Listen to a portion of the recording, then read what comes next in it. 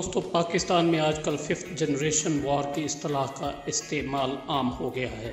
حکومتی وزراء ہوں یا پاک فوج کے ترجمان یا سوشل میڈیا پر صارفین، سب نے مختلف مواقع پر اس بات کو دہرایا ہے کہ ہمیں 5th جنریشن وارفیئر کا مقابلہ کرنا ہوگا۔ اس ویڈیو میں ہم یہی جاننے کی کوشش کریں گے کہ 5th جنریشن وار آخر کیا بلا ہے اور کیا واقعی پاکستان میں ایسی کوئی جنگ لڑی جا رہی ہے۔ اس کے علاوہ ہم 1st جنریشن وار، 2nd جنریشن وار، 3rd جنریشن وار اور 4th جنریشن وار کے بارے میں بھی مختصر جاننے کی کوشش کریں گے کہ یہ کیا چیز ہے۔ دوستو 1st جنریشن وار کا دور وہ دور تھا جب جنگیں پیدل فوج اور بنیادی ہتھیاروں کے ساتھ لڑی جاتی تھی۔ یہ بنیادی ہتھیار تلوار، تیر، نیزے اور ان جیسے دیگر ہتھیار ہوتے تھے۔ اس جنگ میں فوجی دستے ایک دوسرے کے سامنے ہوتے تھے اور انسانی قوت کو کامیابی کا منبع سمجھا جاتا تھا، یعنی بڑی تعداد میں فوج کا ہونا مخالف فوج پر نفسیاتی برتری سمجھا جاتا تھا۔ 2nd جنریشن وار جنگوں کا وہ دور تھا جب زمانہ تھوڑا جدید ہوا تو فوج کے دستوں کی جگہ طاقتور ہتھیاروں نے لے لی، جن میں توپ، مشین گن، رائفل وغیرہ شامل ہیں۔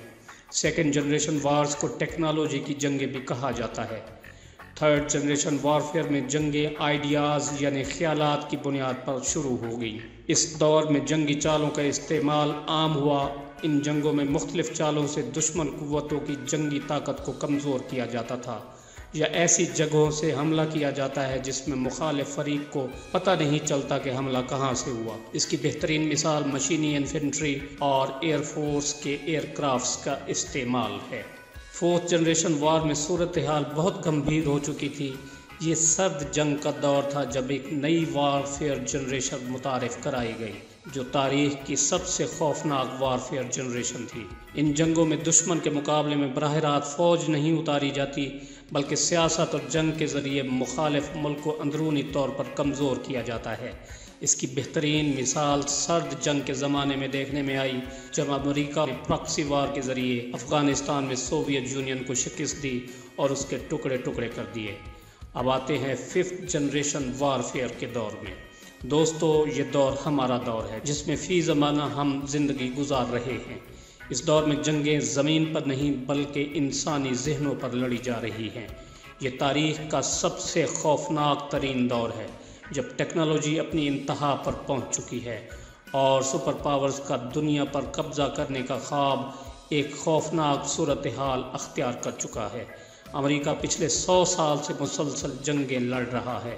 یہ واحد ملک ہے جس نے اب تک کی تمام قسم کی جنگیں لڑی ہیں اور آپ یوں بھی کہہ سکتے ہیں کہ 3ری، 4تھی اور 5ویں جنریشن وارفیئر ماڈل کا بانی امریکہ ہی ہے۔ 5th جنریشن وار میں آج تک کی تمام جنریشن وارز شامل ہیں۔ اس جنریشن وارفیئر میں کمپیوٹر اور ٹیکنالوجی کا بہت بڑا ہاتھ ہے۔ 5th جنریشن وار کے بنیادی ہتھیار جہاز، ٹینک اور میزائل نہیں بلکہ میڈیا، سفارتکاری، پراکسیز اور معیشت ہیں۔ 5th جنریشن وار میں پروپیگنڈا اور ڈس انفارمیشن سب سے بڑے ہتھیار ہیں۔ فیک نیوز کی فیکٹریاں لگی ہوئی ہیں۔ اخبارات، T V channels, news programme, صحافی، ادیب، مدیر، سوشل میڈیا ایکٹیوسٹ سب کرائے پر دستیاب ہیں اور یہی 5th جنریشن کے سپاہی ہیں۔ اس دور کی جنگ میں ہم سب سپاہی ہیں۔ میں بھی ایک سپاہی ہوں جو اپنے محاذ پر جنگ لڑ رہا ہوں۔ اس دور کی مثال ایسے لے لیں جیسے جنگ میں گھمسان کا رن پڑے اور دوست دشمن کی پہچان ختم ہو جائے۔ اس قسم کی جنگ میں مخالف ملک کی فوجی چھاؤنیوں یا تنصیبات کو نشانہ نہیں بنایا جاتا بلکہ معاشرے میں موجود فالٹ لائنز کو تلاش کیا جاتا ہے اور پھر ان کے ذریعے اندرونی انتشار کو ہوا دینے کی کوشش کی جاتی ہے۔ اس ویڈیو کے ذریعے آپ کو یہ باور کرانا مقصود ہے کہ یہ 5th جنریشن کا دور ہے۔ اس میں ہمارا نظر آنے والا بظاہر دوست دشمن کا اعلی کار بھی ہو سکتا ہے، اس لیے اپنی آنکھیں اور دماغ کھلے رکھیں۔ شیر خدا حضرت علی المرتضیٰ کرم اللہ وجہہ کا ایک قول ہے کہ اگر حق کی پہچان کرنا چاہتے ہو تو باطل کے تیروں پر نظر رکھو۔ دوستو اسی طرح اگر باطل کی پہچان کرنا چاہتے ہو تو یہ دیکھو کہ منافقین زمانہ کس کی حمایت میں کمر بستہ ہیں۔ اسی لیے پاک فوج کے ترجمان میجر جنرل آصف غفور نے پچھلے دنوں ایک ٹویٹ کے ذریعے باور کرایا کہ پاکستان کو اس وقت 5th جنریشن وار کا سامنا کرنا پڑ رہا ہے۔